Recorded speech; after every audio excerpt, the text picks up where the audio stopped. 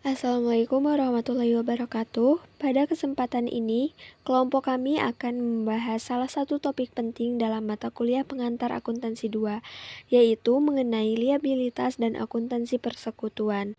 Presentasi ini akan mencakup pengertian, klasifikasi, jenis-jenis, karakteristik, dan komponen utamanya. Sebelum memasuki materi, perkenalkan, nama saya Silvi Rahmadani dengan akhiran NIM 41 sebagai moderator sekaligus presentator. Presentasi ini juga akan disampaikan oleh rekan-rekan saya yaitu Ilham Saiful Malik, akhiran NIM 14 sebagai presentator. Lalu ada Nadila Siti Wahyuni dengan akhiran NIM 28 sebagai presentator. Dan Rizka Dewi Lestari dengan akhiran NIM 37 sebagai presentator. Materi mengenai pengertian dan klasifikasi akan disampaikan oleh Rizka Dewi Lestari. Materi yang pertama akan saya jelaskan yaitu mengenai pengertian liabilitas. Liabilitas itu sebenarnya merupakan istilah lain dari kewajiban atau utang usaha. Secara jelasnya, liabilitas adalah kewajiban keuangan yang dimiliki oleh suatu entitas, biasanya suatu perusahaan. Kewajiban ini bisa timbul akibat transaksi di masa lalu, seperti pembelian barang atau peminjaman uang. Dan hal ini harus diselesaikan di masa depan. Penyelesaiannya itu dilakukan dengan pengorbanan sumber daya ekonomi, misalnya uang tunai, barang, ataupun jasa. Contoh sederhananya, jika suatu perusahaan meminjam uang dari pihak bank, maka secara otomatis perusahaan tersebut mempunyai liabilitas atau kewajiban karena suatu saat uang tersebut harus dikembalikan. Selanjutnya, materi yang kedua adalah mengenai jenis-jenis liabilitas. Liabilitas itu dibagi menjadi dua jenis utama, yakni diantaranya ada yang namanya liabilitas jangka pendek dan liabilitas jangka panjang. Liabilitas jangka pendek itu disebut juga dengan current liabilities. Jadi, kewajiban ini kewajiban yang harus dilunasi dalam jangka waktu kurang dari 1 tahun. Biasanya digunakan untuk kegiatan operasional sehari-hari perusahaan. Contohnya seperti utang dagang, utang usaha, utang pajak, utang gaji karyawan, serta utang biaya, misalnya utang listrik, air, dan sewa. Tujuan dicatatnya liabilitas jangka pendek ini agar perusahaan bisa mengelola kas dan arus keuangan dengan baik dalam jangka pendek. Jenis yang kedua yaitu liabilitas jangka panjang yang disebut juga dengan non-current liabilities. Kewajiban ini kewajiban yang jatuh temponya itu lebih dari 1 tahun. Biasanya digunakan untuk membiayai aset jangka panjang atau investasi perusahaan. Contohnya seperti obligasi, pinjaman bank jangka panjang, wesel bayar yang jatuh temponya lebih dari 1 tahun. Tujuan dicatatnya liabilitas jangka panjang ini adalah untuk menunjukkan komitmen finansial jangka panjang perusahaan dan untuk pengambilan keputusan keuangan strategis. Selanjutnya akan disampaikan oleh Nadila Siti Wahyuni. Baik, di sini saya akan melanjutkan materi mengenai jenis-jenis liabilitas. Dalam liabilitas ini terbagi dua, yaitu liabilitas jangka panjang dan liabilitas jangka pendek. Yang dimana liabilitas jangka panjang ini adalah kewajiban perusahaan yang jatuh temponya lebih dari 1 tahun atau melebihi satu siklus periode tertentu. Kewajiban ini tidak perlu segera dibayar dalam waktu dekat dan biasanya juga berkaitan dengan pembiayaan jangka panjang.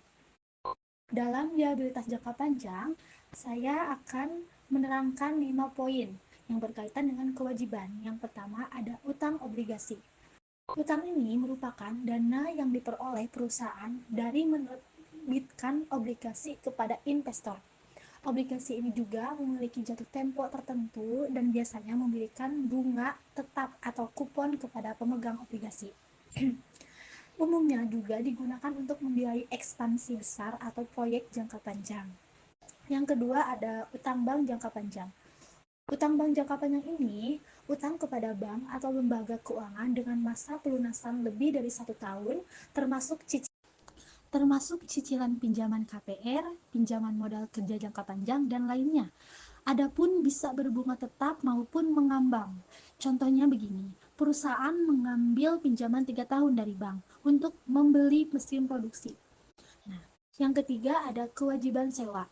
Kewajiban atas perjanjian sewa di mana hak atas aset berpindah kepada penyewa di akhir masa sewa. Diakui juga sebagai utang karena perusahaan berkewajiban membayar sewa secara tetap hingga jangka waktu tertentu. Contohnya, menyewa alat berat selama 7 tahun dengan opsi membeli setelah masa sewa berakhir. Yang keempat, ada kewajiban pensiun atau imbalan pasca kerja. Kewajiban ini kewajiban memberikan kepada karyawan setelah masa kerja berakhir atau pensiun, termasuk dana pensiun, pesangon, atau imbalan lainnya yang dibayarkan setelah pensiun. Harus dihitung secara aktuaria karena bergantung pada masa kerja, usia, dan gaji. Contohnya, perusahaan mencadangkan dana untuk pensiun karyawan yang pensiun 10 tahun lagi. Dan yang kelima, dalam liabilitas jangka panjang ada liabilitas tangguhan pajak atau pajak tangguhan. Pajak yang belum dibayar ini sekarang akan dibayarkan di masa depan karena perbedaan waktu pengakuan akuntansi dan pajak. Sifatnya juga non-tunai, muncul karena perbedaan dalam pelaporan keuangan dan pelaporan pajak. Contohnya, penyusutan aset tetap yang dihitung secara berbeda antara laporan keuangan dan pajak. Jenis liabilitas yang kedua ada liabilitas jangka pendek atau liabilitas lancar, yang dimana liabilitas ini kewajiban perusahaan yang harus dibayarkan atau diselesaikan dalam kurun waktu kurang 1 tahun, atau biasanya liabilitas ini berkaitan dengan kegiatan operasional sehari-hari perusahaan. Ciri-ciri liabilitas jangka pendek ini biasanya jangka pendek yang kurang dari 1 tahun, dibayar dengan aset lancar seperti kas atau piutang, dan penting untuk menilai likuiditas perusahaan. Dalam liabilitas jangka pendek, di sini saya memberikan 5 poin. Kewajiban-kewajiban apa aja sih yang masuk ke dalam liabilitas jangka pendek ini? Yang pertama ada utang usaha atau utang dagang, yaitu di mana perusahaan wajib membayar kepada pemasok karena telah menerima barang atau jasa tapi belum dibayarkan. Contohnya, si perusahaan A ini membeli bahan baku namun belum dibayar, atau kredit secara kredit dari supplier. Yang kedua, ada utang pajak, yang dimana kewajiban pajak perusahaan belum dibayar kepada pemerintah. Ini termasuk ke dalam liabilitas jangka pendek. Yang ketiga ada biaya yang masih harus dibayar, yaitu biaya-biaya yang sudah terjadi tetapi belum dibayar atau dicatat secara resmi. Contohnya, gaji karyawan untuk akhir bulan ini belum dibayarkan hingga tanggal laporan keuangan. Yang keempat ada utang jangka pendek. Utang jangka pendek ini biasanya pinjaman atau utang yang disertai dengan surat perjanjian tertulis dan jatuh temponya dalam waktu kurang dari 1 tahun. Contohnya, perusahaan meminjam dana dari bank selama 6 bulan. Dan yang terakhir ada pendapatan diterima di muka atau unearned revenue. Bisa juga uang yang diterima dari pelanggan sebelum barang atau jasa dikirimkan. Nah, ini tuh dianggap sebagai kewajiban jangka pendek karena perusahaan masih punya tanggung jawab untuk memenuhi pesanan tersebut.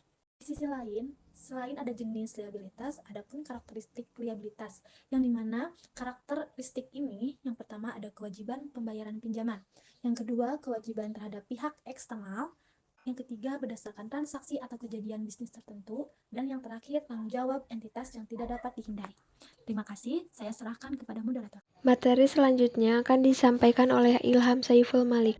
Saya ucapkan terima kasih kepada moderator yang telah memberikan waktunya kepada saya untuk menjelaskan materi yang selanjutnya. Baik, materi yang selanjutnya adalah akuntansi persekutuan. Apa sih itu akuntansi persekutuan? Jadi, akuntansi persekutuan adalah proses pencatatan, pengklasifikasian, dan pelaporan transaksi keuangan yang terjadi dalam suatu bentuk usaha persekutuan atau partnership, yaitu bekerja sama antara dua orang atau lebih yang secara bersama-sama menjalankan usaha dan membagi hasilnya sesuai kesepakatan. Oke, tujuan akuntansi persekutuan ini adalah untuk memberikan informasi yang akurat dan transparan kepada para sekutu mengenai posisi keuangan dan hasil usaha, serta sebagai dasar dalam pengembalian keputusan dan pembagian keuntungan. Materi yang terakhir akan disampaikan oleh saya sendiri. Ada 6 komponen utama dalam akuntansi persekutuan. Yang pertama ada rekening modal sekutu. Setiap sekutu memiliki akun modal masing-masing yang mencatat kontribusi awal dan perubahan nilai modal akibat laba, rugi, atau prive. Yang kedua ada rekening Prive. Prive adalah akun sementara yang digunakan untuk mencatat penarikan dana pribadi oleh sekutu. Di akhir periode, saldo Prive ditutup ke akun modal masing-masing. Yang ketiga ada pencatatan setoran modal awal. Sekutu akan menyetorkan modal yang dicatat dalam jurnal umum. Modal bisa berupa kas, aset, atau jasa. Yang keempat ada pencatatan laba rugi. Laba bersih yang dihasilkan usaha akan dibagi sesuai risiko yang disepakati. Jika tidak disebutkan, maka akan dianggap sama rata. Yang kelima ada pencatatan Prive. Penarikan pribadi oleh sekutu tidak dicatat sebagai beban, tetapi mengurangi modal di akhir periode. Yang keenam ada laporan keuangan persekutuan. Sama seperti entitas lainnya, laporan keuangan persekutuan mencakup laporan laba rugi, laporan perubahan modal, neraca, dan catatan atas laporan keuangan. Yang membedakan adalah di laporan perubahan modal ada bagian terpisah untuk masing-masing sekutu.